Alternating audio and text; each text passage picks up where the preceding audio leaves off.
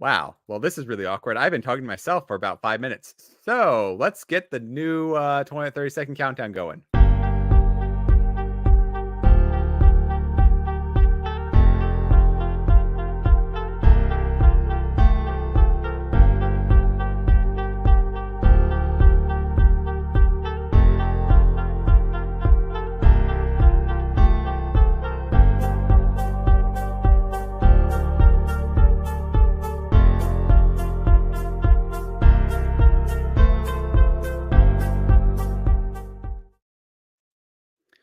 For the second time tonight, hello. I am Ben Pick, and thank you for joining me in Running to Write, where I give questionable writing advice through running metaphors. And this time, I actually hit the start stream button. So you are now hearing me, and I'm not talking to myself. Anyways, normally what I do here is give questionable writing advice through running metaphors. Tonight, it's all about the culmination of my hard work as I prep for my third novel to be out there in the world and published. I'm going to discuss how my brain's been going. Spoiler alert, not well. And I have some incredible stats to share. These are the kind of metrics that make my ironclad runner's heart melt. And given that today was an exceptionally cold morning to go for a run, that runner's heart is basically like an engine at this point. So, all metal, no emotions there. Anyways, I'm going to end today with all things cover related, from the final product to my, sketches that got us there. And as always, and for the third time, I want to give some extreme thanks to Meeble Art. The covers of each of my 3 novels are amazing, and I have Meeble Art and their talented artists to thank for that because, obviously, when we get to it, this is crap. This is not good. So the ideas are there, and the actual execution is very, very lacking. So, yeah, I will fully share my sketches, and you can recognize how incredible Meeble Art has done. And yes, thank you, Richard, for posting that right there. As always, Richard, you were the first one through the door. So thank you for joining us. And Adriana, thank you for letting me know that we haven't started yet, because I missed that. And that would have been really annoying if I had gone through the entire episode and never actually live streamed, because I'm not even recording. And Jordan Mahoney, thank you for joining in. So let's see. How can I get this music at the start of your intro? It is a brand, so it's it's a countdown within StreamYard. So it's one of the free options they have there. I actually did experiment with the paid version of StreamYard, and it was nice. It was pretty cool to do, but for $25 a month, given that I only stream 4 times a month, it wasn't really worth it. So cool to have, fun to experiment with, but ultimately I decided not to stick with it. Stats. I do have stats. I do not have graphs. I'm sorry, Richard. I didn't prepare enough, apparently. That would have been actually pretty cool. And Jennifer Brown, thank you. Thank you for joining us. And yes, congratulations. Yeah, the book 3 is coming. So let's see here. Starting off with my slightly vlogish answer to my own question, how has my brain been going? It hasn't been. I'm going to be eating my own words here. I have a video that I posted a while ago about how to squeeze out just 20 minutes to write, and how easy it is, and how all you have to do is follow these simple steps. Except I didn't follow my own advice. These past 2 weeks, I worked for 12 days straight, 3 of which were 10 plus hours. The worst one topped out about 12-hour days. And I was just completely wiped at the end of it. I had no time for myself. I literally woke up, worked out, went to work, walked my dog, and then worked for the rest of the evening for a couple of days. And that was exhausting. So I didn't get any mental or physical breaks aside from those 2 that I mentioned. I ate all my meals in front of my computer, and it was pretty rough. So long story short, I did not write. I did no writing. I did no editing the past 2 weeks, which puts me a little bit behind of where I was hoping to. Well, puts me very far behind where I was hoping to be. But now I'm going to have some more free time and I'm going to be working to finishing one final sanity check round of edits. And then I'm going to be working on book number 4. In fact, I have some time up ahead where I'll be on vacation, and I plan to copy all of my notes on my computer onto index cards and then start the whole outline process this spring, which will be a lot of fun. Spring, because I know that I'm not going to be doing any writing before book 3 gets published. So I'll share when that date is, when the official publishing date is. And my point is that it's very easy for me to say that you can just set aside 20 minutes to write, but the actual doing, when life starts weighing down on you, I just need to take 2 weeks off from writing. So I did that. I'm back now. And I'm going to go into my editing cycle, and then I'm going to start working on book 4. And in fact, on today's walk with Rufus, I came up with a very interesting plot point for the ending of book 4 and the ending of book 5. So I am all over the place, but I have a whole bunch of ideas that I can't wait to start working on. Anyways, that is neither here nor there. I wanted to write, but I lacked the will to write. And there was just too much overtime work. Anyways, I also had a double dose of the vaccines, which knocked me on my butt for a kind of perfect storm to cut my productivity down to 0. So, yeah, now I'm back and I'm going to finish out an edit of book 3, and then I'm going to work on outlining and starting to write book number 4, which I'm really, really excited to start working on. And that brings us to book number 3. So, oops, I lost the there we go. Cool. So this is book number 3, the cover teaser, in fact. And I made some joke somewhere about how it's craving the lost and it would be like some kind of zombie thing, but you can clearly see that it's not an R.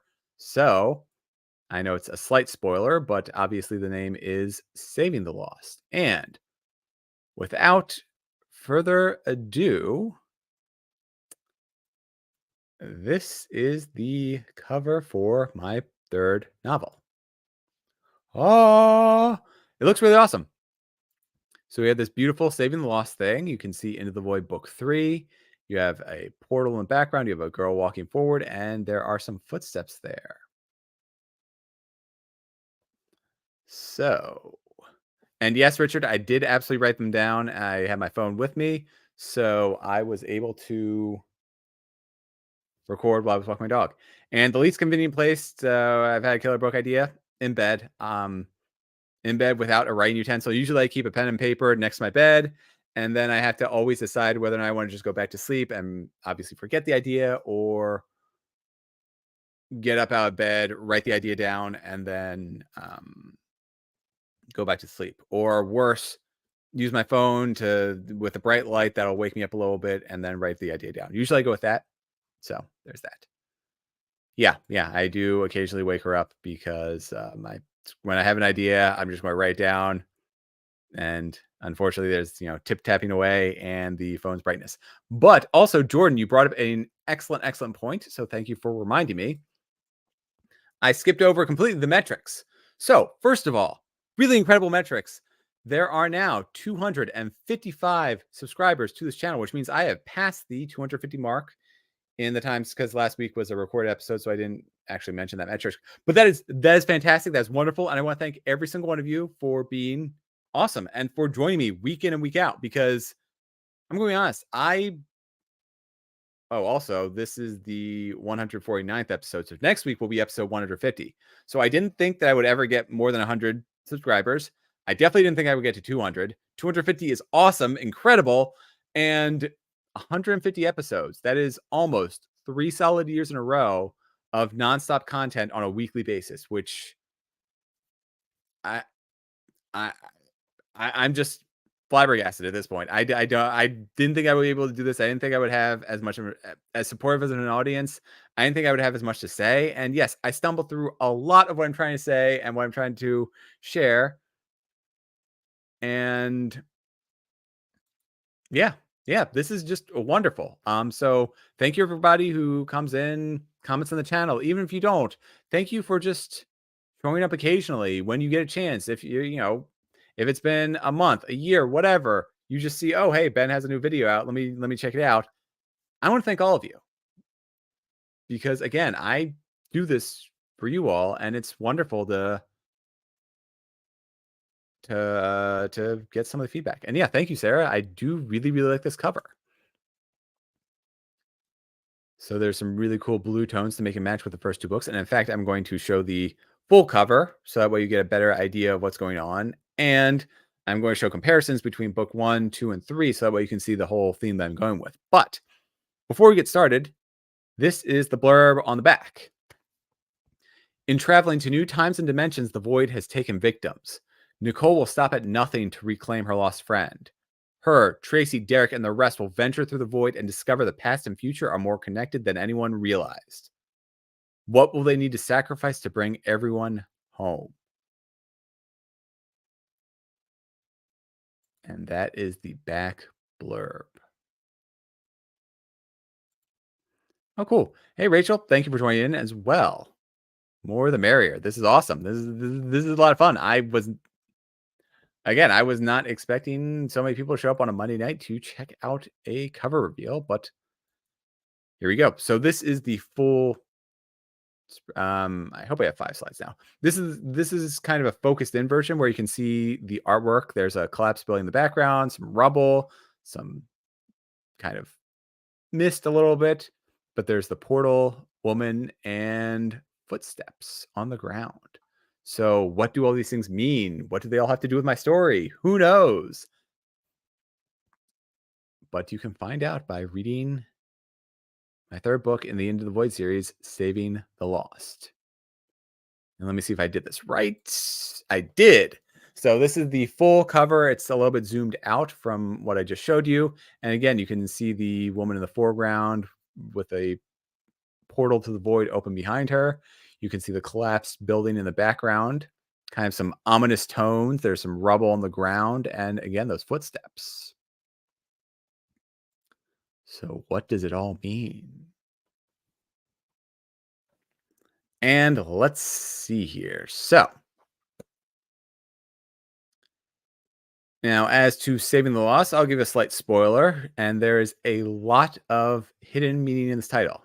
As with a lot of things I write, there's the obvious, there's an obvious goal of somebody who's going to be saved. That's including the blur, but there are layers and perhaps multiple persons who get saved.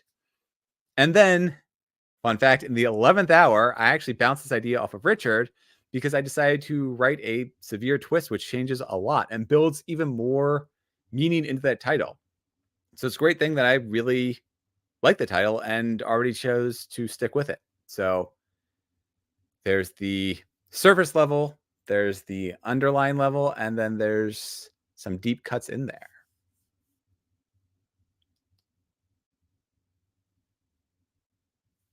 Well, some might say a lot of things, but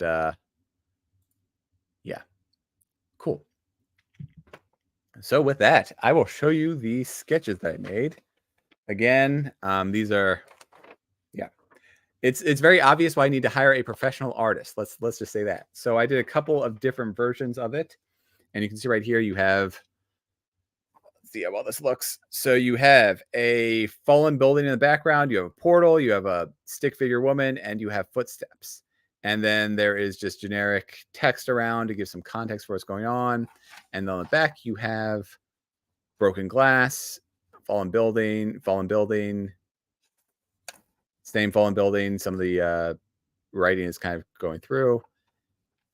And I did a couple of different versions of it. So again, you have person, you have portal, woman, footsteps, fallen building with another fallen building connected to it, and just debris everywhere and some interesting things going on. I there were a couple of hidden Easter eggs that I was going to do. I'll give a slight spoiler for one of them that did not really get to be in the picture. I was going to have these claw marks actually on the back cover of the building, but they didn't look that good. Um, just the way that the photorealistic collapsed building looks, just adding a couple of lines in there for the claw marks, it it didn't look right. So I think ultimately we took those out. Or maybe they're in them, they're just covered up by the blurb. I can't quite remember. And then last we have version number 3, which is a lot more windows and a lot of broken glass. So again, you have portal, woman, footsteps, fallen building. But yeah, I mean these sketches are basically trash, but the cover right here looks beautiful. I will just say that out. What does the building look like? It's a generic apartment complex. So you have kind of an outer. There's an outer apartment complex. Like you're looking at the outside of an apartment complex. So you have a window, you have a balcony, and just cut and paste, rinse and repeat all the way across. So just picture a vertical apartment complex on its side, and you have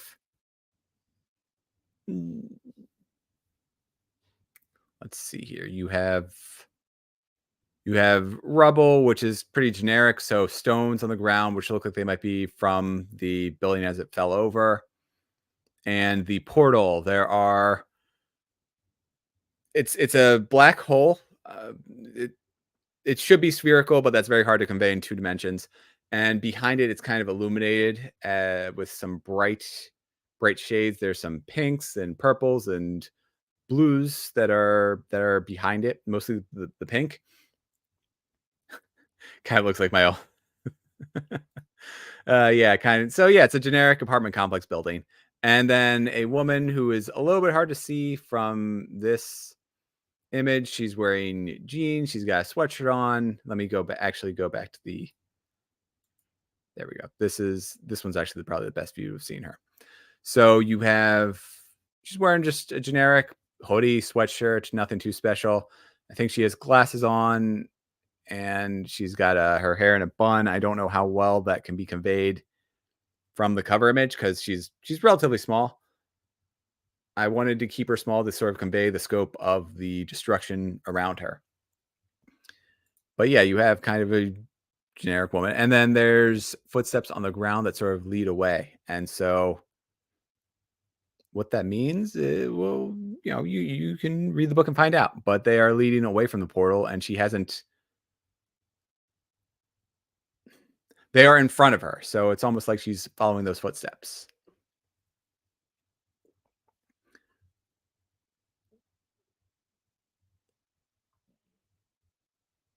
Cool. And yeah, there is kind of a bluish haze, so it looks almost like you're looking at the sky, like a darkened sky, or maybe around twilight.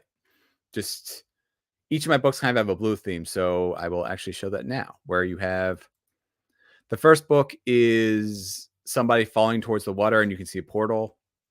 The second book, you have kind of a clouded sky with a shadow monster, and there's entrance to the portal. So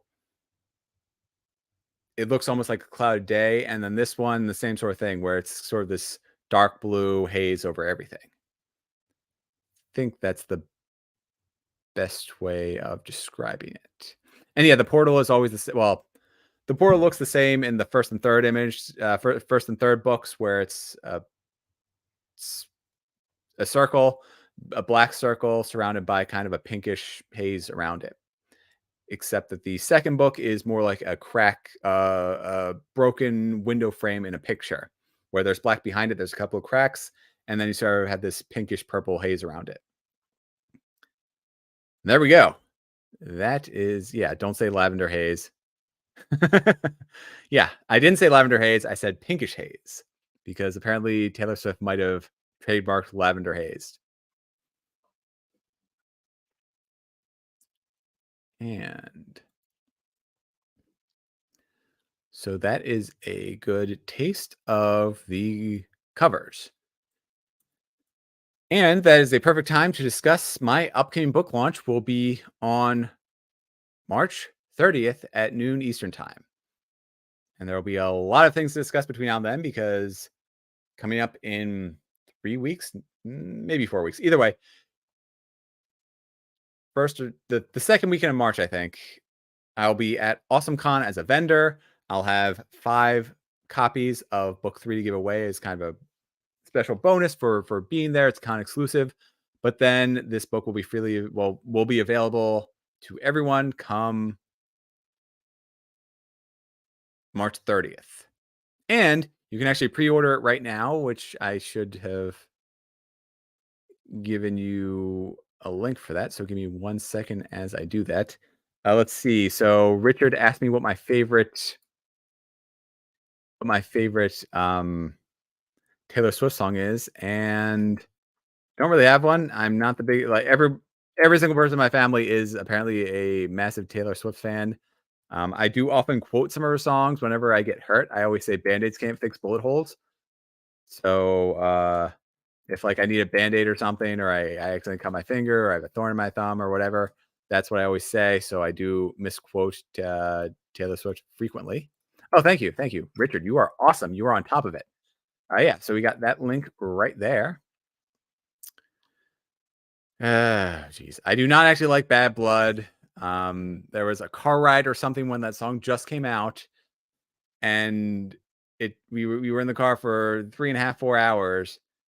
I had to listen to that song at least 6 different times, and it was not enjoyable.